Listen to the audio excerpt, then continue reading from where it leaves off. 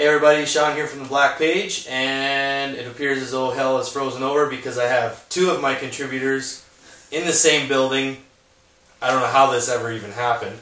Murray Creed, Jayson Brinkworth, together. Murray Creed, of course, the Victoria Drum Fest, Jayson, the Regina Drum Festival. So we're going to do a two-part series here with Murray and Jayson, just because we have them, about, first and foremost, starting your own drum school, your own music studio as far as teaching, your own teaching practice. And then part two, of course, will air in the next month with regard to starting or creating your own drum festival or your own drum day or bringing a famous artist to your town. So first and foremost, fellas, thank you for doing this. Thank you. Appreciate. I'll start, Murray. One of the big things about a school is always its accreditation, its credentials, its, your sort of, for lack of a better word, your reputation. You're a graduate of Pitt.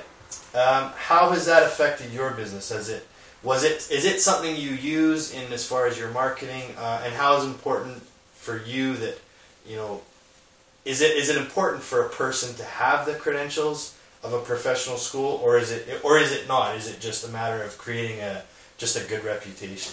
Well, I think that the schooling for me was going to Los Angeles and studying drums for a year in Hollywood was the best thing that I ever did. It sort of set me on the path of what I wanted to do. I went down there thinking that I wanted to be, playing in a band and touring and all that sort of stuff. And I realized while I was down there, by hanging out with these world-class educators, that this was actually something I wanted to look at, was being a teacher as opposed to being a touring musician. And so upon graduation, coming back to Victoria and Vancouver, I played in bands and I did the touring thing, started teaching a little bit, and I realized, wait a second here, I'm much more of a teacher than I am a touring musician. And so, started teaching and built it up and built it up. So I think that the accreditation or the schooling that I had, I think, was really important to start the foundation as a good teacher. And then once I started teaching, I realized that where I was teaching was not offering kind of what I thought was the best way. And the emphasis was more on how many students can we get in to see how much money we can make versus how can we really offer good education. So after a while of sort of in that environment that it wasn't for me what I liked, I decided that I would go out and start my own studio with my own sort of philosophy on how it would work. And I think that's basically how it all started. So the schooling in Los Angeles definitely laid a foundation of education so that when I started doing the teaching, I was talking about the real stuff. I was actually talking about what I knew what I was talking about. Yeah. And I think that that's a very important thing because as, one of the cliches in teaching music is that there are a lot of great players out there, but not a lot of great teachers. People that can play really well doesn't necessarily mean that they're a really great teacher.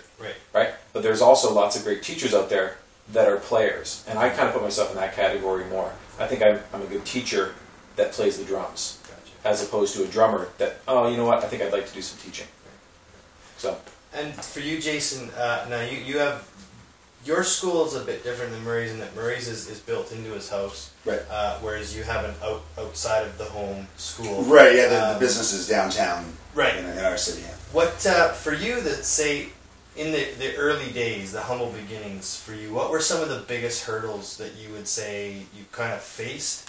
And kind of how someone could go about, this isn't the end, you can totally make it through this. What could someone expect to be setting up something like that? When we started the business, it was kind of not really a fluke, but there was three of us that were teaching at different places that sort of had this vision that, hey, why don't we pool our resources and teach out of one place? So we leased some space, leased 3 rooms at the house we're in at that time. And we taught. It was guitar, there was fiddle, and there was drums. And we each kind of had our own mandate and stuff. And we ran it as a business, but it just was our own sort of thing. Yeah. And it just started kind of growing. The second year in, there was too many drum students, so I had another teacher in town come on board and was just sort of a contracted employee, I guess. And then after that, a couple years later, there was another guitar teacher that came on, and it just sort of evolved into what it's become. Right? And so, so some of the hurdles, were our own sort of personal, getting the students, marketing it properly. We really pride ourselves on the teachers that we have a lot of experience. and in teaching, not just playing, in teaching, and that's sort of a mandate. Now it's turned around that we have a lot of teachers that have been studying with us for quite a while that end up doing that. So yeah, there's just the normal hurdles, obviously, keeping the books properly, trying to market, not spending money foolishly on advertising and throwing it away, and there's a lot of little things that come up like that, but yeah, it just kind of evolved into something that we didn't really see happen. Right. And same question for you, Murray. Now, it would have been a bit of a different. I think your story is a bit different because you started teaching somewhere, but it led to sort of, like you said, you weren't very content teaching where you were, so you did start your own business. What were some of the hurdles that maybe you faced in the beginning? It's funny because I've looked at that in the past. What was actually challenging about doing this, and I've been very fortunate, I think, that it just has grown and grown and grown, and I haven't really seen a lot of issues that have come up where I've gone, oh man, I wish I should have done that, or it just seems to be always moving in a positive direction. Right. I think that the one thing is that we've created, with the amount of great drummers in Victoria, we've created a job as a drum teacher, where when I started as a drum teacher, there was only probably maybe 4 or 5 of us in Victoria, and we were the only ones to go to. And now, I would say there's 15. And that's, I think, I'm proud of that. I think that that's something that I created, in that we've brought the level of drumming in Victoria up to a certain standard, and now there's a lot of people that are wanting to do this as a profession and do this as a job. And that's because they've seen other good teachers, in action, or they've studied with other good teachers. And so I think that the hurdle is maybe there's too many of us now. Right. You know what I mean? There might be a lot of drum teachers out there in the city. So everyone sort of got into the action, so to say. Yeah. But as far as the hurdles, there wasn't. It just kept growing in a positive way. So I never really was ever stumped by one thing, and I went, oh man. So, and I would imagine, obviously, staffing, keeping the teachers that. What for each of you? We'll start with you, Jayson. What do you look for in your teachers, and what do you keep your eye out for? Is there a specific something, or is it an interview process? Is it, how do you pick your teachers? Yeah, not so much, because any teacher I've had on the drum side of things, like I know the school we have, there's 3 piano teachers, there's 7 guitar teachers, there's 2 bass teachers, there's fiddle, there's so much else going on that I don't oversee so much. But the drum guys I've had have been students of mine, and it just it came from a lot about their communicating skills, a lot about how they are with people, get their message across. Yeah. Obviously they can play. Obviously they're well versed on the instrument styles. They can read. They can they're well rounded. But I think most importantly it's their communication skills and really taking the teaching part of it very seriously. And that's that's one thing as Murray had said that you have to look at that. If you're going to teach, you got to do it right. Yeah. You know what I mean? Yeah. And you can't just be doing it thinking, hey, I could make a few bucks and get some kids to play some beats and stuff. Right.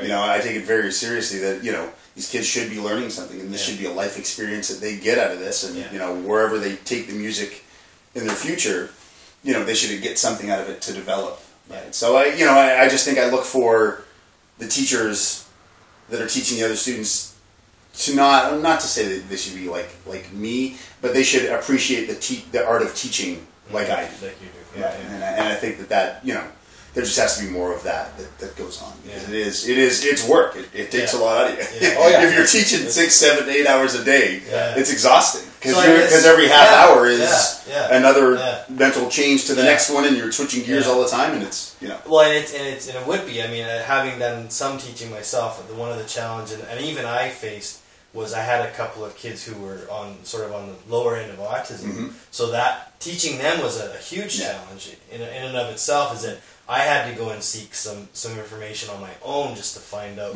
how do I approach this. And so for you, Murray, you've mentioned this too, is that you can have really long days, and we've actually spoke after some of those long days. And how is it you sort of decompress, or how do you prepare for that, to go from student to student and still be inspiring, or still be the guy who's, because they're looking to you the whole time, right? Yeah, I had one student that took lessons with me first thing in the first student of the day, say 2 o'clock in the afternoon, and then they switched. They said, "Oh, I can't come now. I need to come in the evening," and they came at the end of my day. And the first thing that they said when they came in after the first lesson that was in the evening, they said, "Man, I thought you would be really tired and different in the evening than you were at the beginning of your day, but you're exactly the same." And I guess once you have that half hour, and then the next person comes in, it's a new person. It starts fresh again, and you constantly do that. And you're always starting fresh, and you have that same sort of day all the way through your day. You get to the end of the day, and yes, the last student leaves. Now you're just done.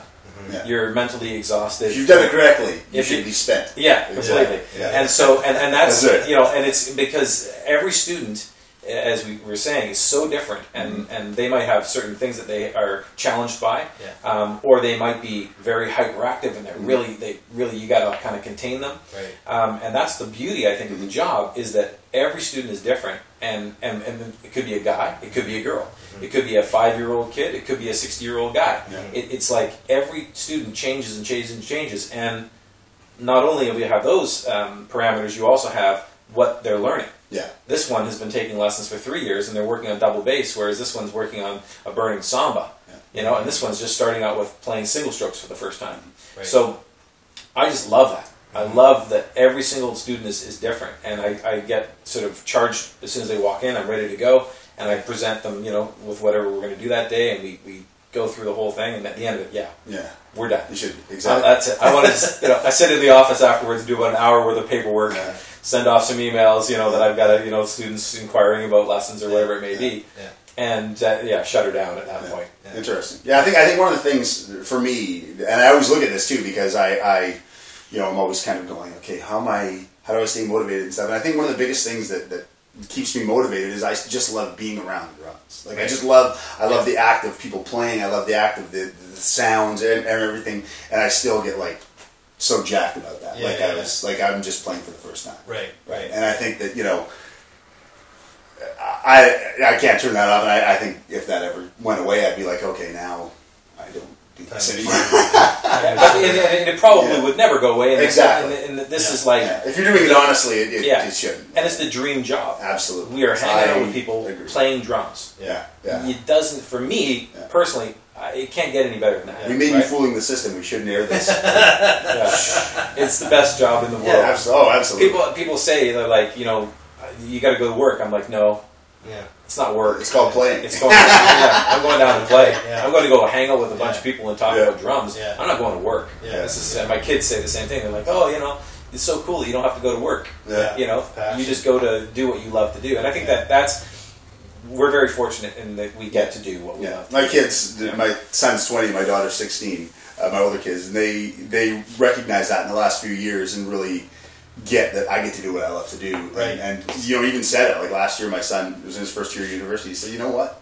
I love that you get to do what you love to do. Yeah. And I said, you know what? I do too. Yeah. Because, what percentage of people actually do that in life, what I mean? And especially music, especially something as personal as this, especially the drum, I don't know, kind of, there's a lot of pinching yourself.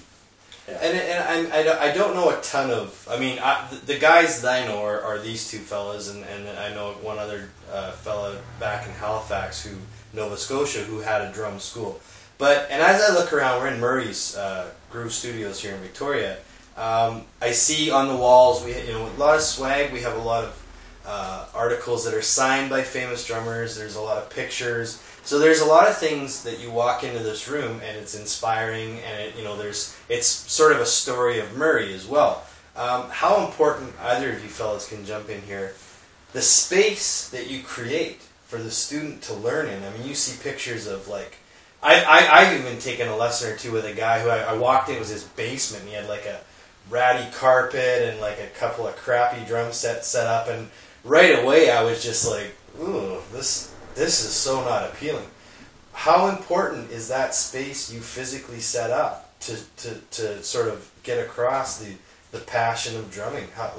What needs to happen and transpire in your physical surroundings? Well, I think that I was mentioning when I met Jayson today for the first time, and he walked into the studio, and I was sort of pointing out the idea of the waiting room, for instance, is that you should be inspired right away by looking around going, wow, look at all this stuff. There's like autographed pictures, as you said, autographed drumsticks. There's always drum DVDs playing with famous drummers playing. There's Modern Drummer magazine, there's Drums Etc. magazine. They're sitting there and so that people can read them. There's drums hanging on the walls. There's drum sets. There's different things that really get people excited. So by the time they actually make it into the studio for their lesson, they're already ready to go. Yeah. And that was what I was trying to do by creating this space. Rockstar purple, right? Just to kind of create that sort of energy and that vibe, right? And then the same thing with each of the studios. Each of the studios has the same sort of excitement to it. There's drum sets. There's snare drums on stands. There's cymbals all over the place. I mean, it's just a very exciting thing to do. So yeah, setting up the environment. Now that's the excitement part of it. The other thing is the professionalism. Mm-hmm. It's got to be clean, right? It's got to smell good. We're drummers here, right? So we've got to make sure things are clean and everything is really presentable, right? And also run in a professional manner. Right. For instance, a little thing. I don't answer the phone. If the phone's ringing and I'm with a student, or if a student is coming in the door and the phone rings, it's going to the message because that's their time. Mm-hmm. I don't stop to say and answer the phone and say hey, wait a second, I'm going to spend 5 minutes of your time answering this phone right now. Right. That person can leave a message. I'll get back to them after their time. Yeah. So professionalism is a huge part of it as well. And I think that's there's a lot of drummers perhaps that are challenged by that. Not just drum teachers, but other music teachers that might be challenged by that organization skill of making sure that the place is clean, making sure that it's professionally run, and that people have that really positive experience when they walk in. Yeah, absolutely. Yeah, it's a bit different in our place because we have so many different instruments going on. There is some drum stuff around. Obviously, my room, is catered to my specific thing. But we have a lot. There's a lot of posters around the school on the billboards about music events going on around town, about different things happening in the community, about different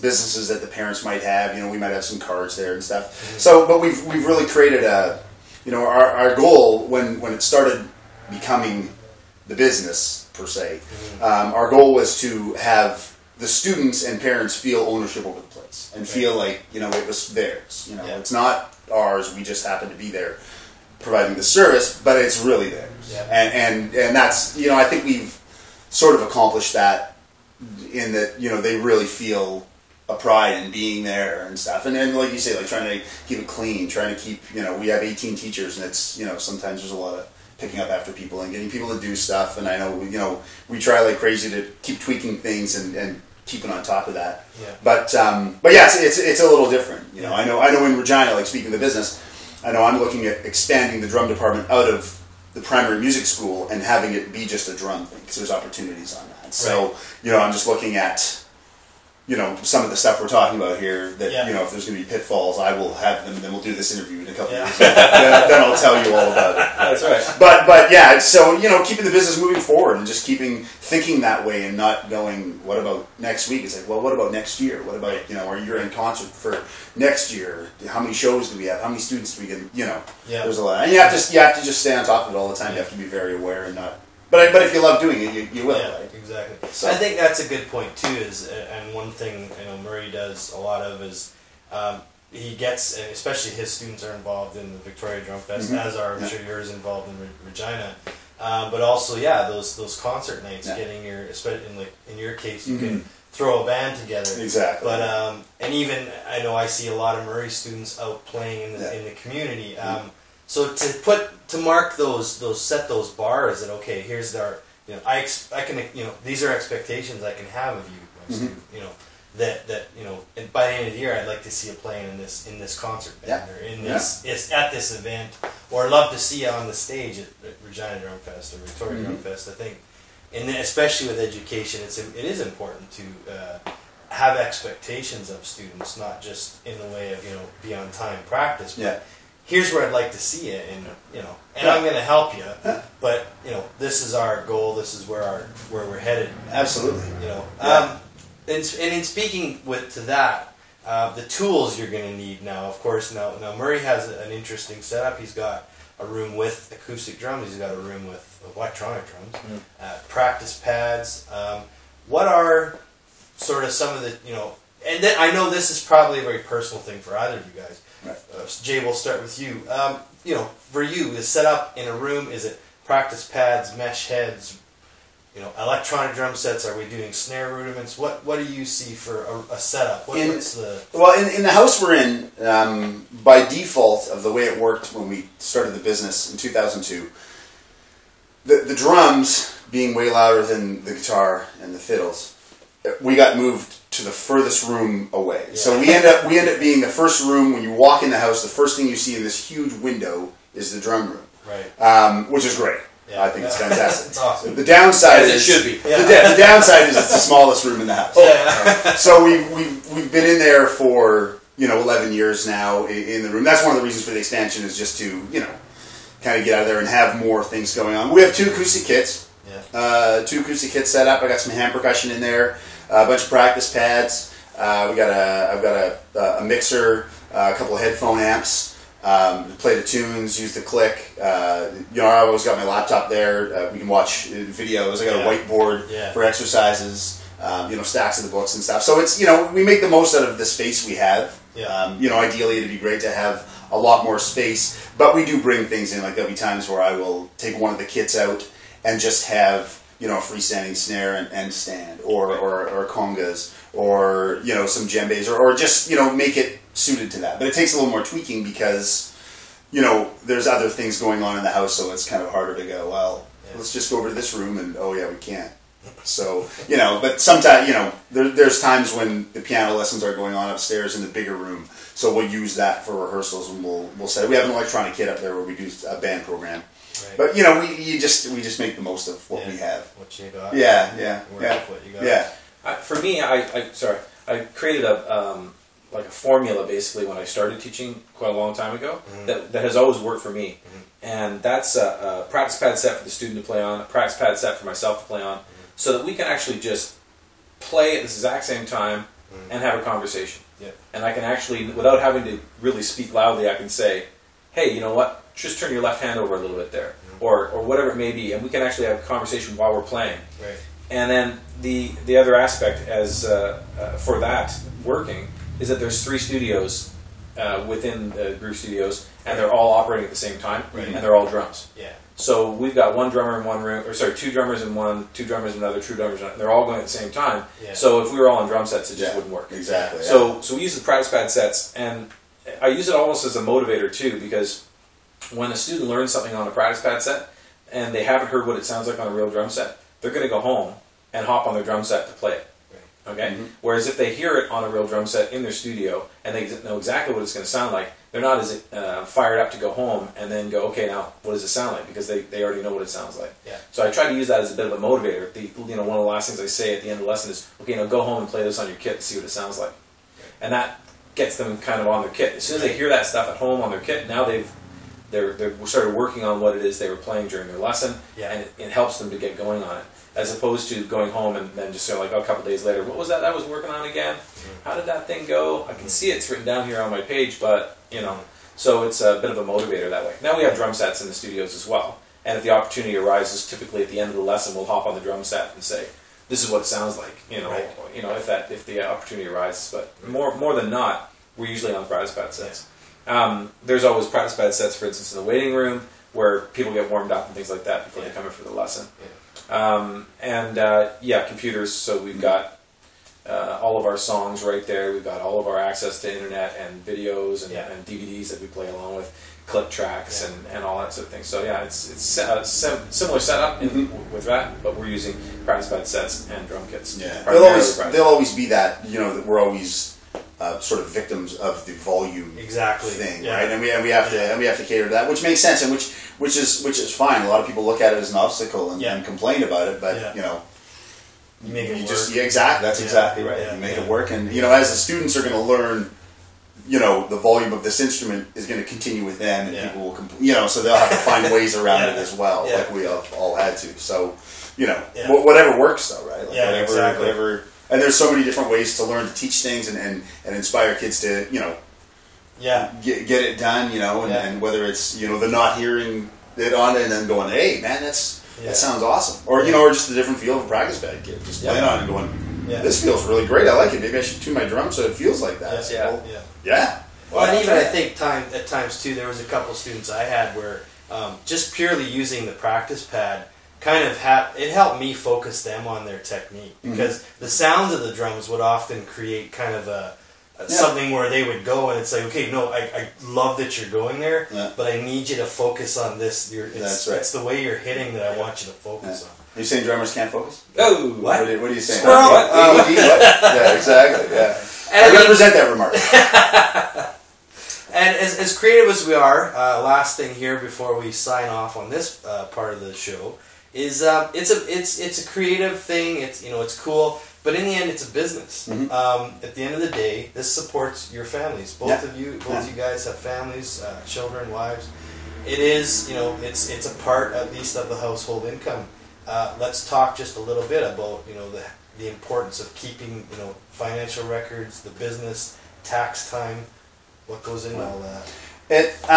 Well, in my situation, my wife and I both do this. She teaches piano and voice and plays professionally as well and stuff. So, every piece of food that makes it onto the table at our house is put there through music, which I think is kind of cool. I just saw something the other day, and I can't remember. There was an interview with someone, and they were talking about growing up, and his parents were musicians. Oh, is it Billy Martin's DVD? That's what it was. Yes, Life on Drums. And he was talking about it. His dad was a professional musician, and he realized at a young age how cool it was that music was supporting the family. I was just like, wow, that's kind of a cool thing as well, I guess. But you have to keep up on all that stuff. And I will never be the one to say I'm the best at keeping the books perfect and everything like that. And my wife, gets on me a bunch about that. But I'm trying to get better at it. I'm trying to, do that. But you have to. Yeah. You have to. You can't, you're self-employed.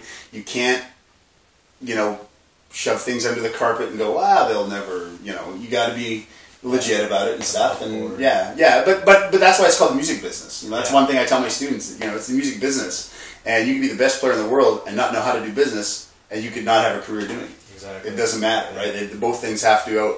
And as you get a little older, the business side almost starts outweighing the playing side a little bit more, just because you need to manage things for longevity, right? I think to have a career. But once it's your income, exactly, And like you had said, Murray, you use your post lessons to do some paperwork, and I often, when I'm coming over, I see you doing that. What the process for you? What pointers can you give people on the business side?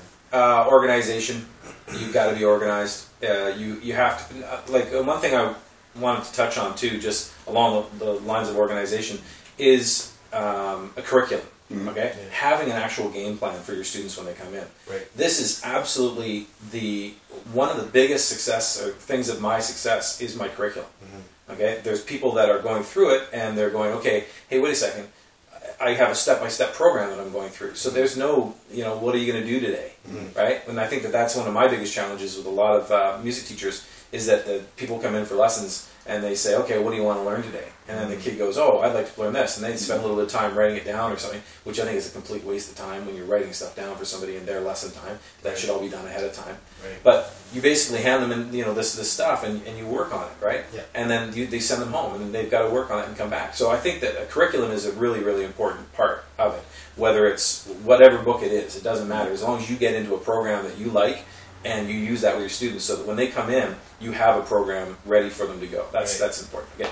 Now, but as far as the business organization, aspect of it, I'm very fortunate. My dad's an accountant, and he's very, very smart about all things to do with business and running a business. So I have that backbone support all the time, right? Which has been passed on to me, and now I don't bug him about it too much anymore. But I'm pretty confident about running the whole thing as organized as it can possibly be. That's the biggest thing. You cannot be too organized. And so having things done on spreadsheets, having things done so you input the things, the figures, the checks, the money as it comes in, having that kind of thing, checks and balances, knowing when somebody's paid you, making sure that it's written down. I mean, all these things are very, very important that a lot of people, I think, they get paid and maybe the money goes into their pocket and then the next week they're like, oh, did that person pay? Right. Oh man, you cannot even enter that world. It's got to be completely organized. And so for me, I thrive on that. My wife always says, I'm glad I married a musician with a business sense. Because there's a lot of musicians in there without that business sense. And for me, a high percentage. I think that's one of the secrets to, as I say, my success is the organization skills and the curriculum and then just trying to inspire people, right? That's what it's all about, I think. You know, having people walk into your studio or into your lesson and inspiring them to want to be there and to want to come back and to want to pursue this amazing, you know, artwork of drumming that we do. So that's, you know, there's a lot there. Yeah. Well, I want to thank these two guys. Well, we're going to, part 2 is going to be on drum festivals, drum days, bringing in a famous drummer or a drummer that may be your hero. We're going to have that next month. For the meantime, though, if you like this video, +1, like, tweet, do all that other stuff you do on the computer. If you have any comments or any tips of your own, if you've started a drum school, music school, studio, leave your comments below. And visit Murray online is at www.drumgroove.com. You got it. And Jayson is musicinthehouse.ca. Yeah, or just my personal website, myname.com. So Jayson. yeah, absolutely. Thanks very much, fellas, and we'll see you guys next month. Yeah, cool. Thanks.